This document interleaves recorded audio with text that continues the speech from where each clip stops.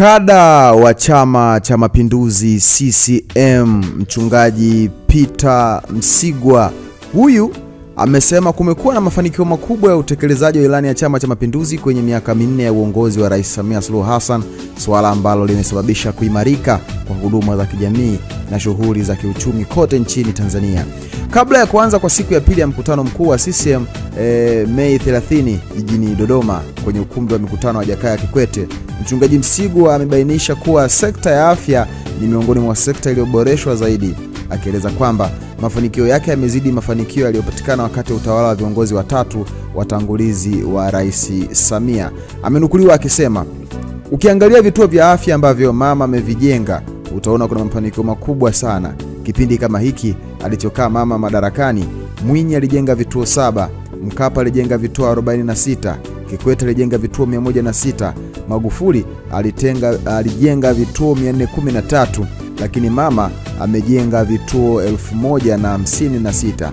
Haya ni maendeleo makubwa sana, kwa hiyo ilani imetekelezwa kwa kiwango kikubwa sana," amesema Mchungaji Peter Msigwa. Akizungumzia uchaguzi mkuu wa mwezi Oktoba, Mchungaji Msigwa ameeleza kuwa anategemea utakuwa na ushindani mkubwa kutokana na siasa kubadilika, kutokana na kuwa na teknolojia na uelewa wa kupiga kura, akibainisha kuwa yeye kugombea ubunge ama la itafahamika wakati dirisha la uchukuaji fomu litakapofunguliwa ndani ya chama chake cha Mapinduzi.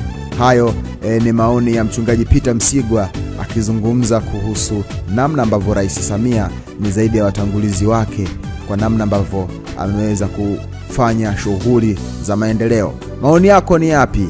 Itakuwa swadakta sana ukisema. Msikilize Peter Msigwa alivyozungumza, alafu mimi nitakuaga. Kwa kweli ilani hii imetekelezwa kwa kiwango kikubwa sana. Na kizuri kikubwa, Chama cha Mapinduzi vikao vyake vyote vinashughulika na matatizo ya watu. Wanazungumza kuhusu elimu ya watu, wanazungumza kuhusu korosho za watu, mahindi ya watu, hospitali za watu, mashule ya watu.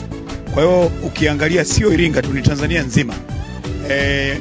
Shughuli zote za kimaendeleo zimekwenda mbali sana. Ukiangalia kwa mfano kwenye kilimo, ukiangalia kwenye madarasa yaliyojengwa, vituo vya afya vilivyojengwa, miundombinu. Kwa mfano Iringa tulikuwa hatuna usafiri wa ndege, kiwanja cha ndege kimekarabatiwa sasa hivi. Ndege zinakuja kasoro siku moja tu kwa wiki. Ukiangalia vituo vya afya ambavyo mama amevijenga, kipindi kama hicho alichokaa mama, Mwinyi alijenga vituo 7. Mkapa alijenga vituo 46. Kikwete alijenga vituo 106. Magufuli alijenga vituo 413.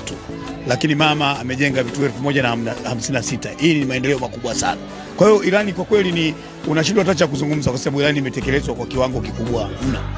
Kufuata utaratibu kwamba tarehe zilizotajwa za kuchukua fomu, muda ukifika nitatoa, sio siri, mambo yatakuwa hadharani kama nitagombea au sitagombea.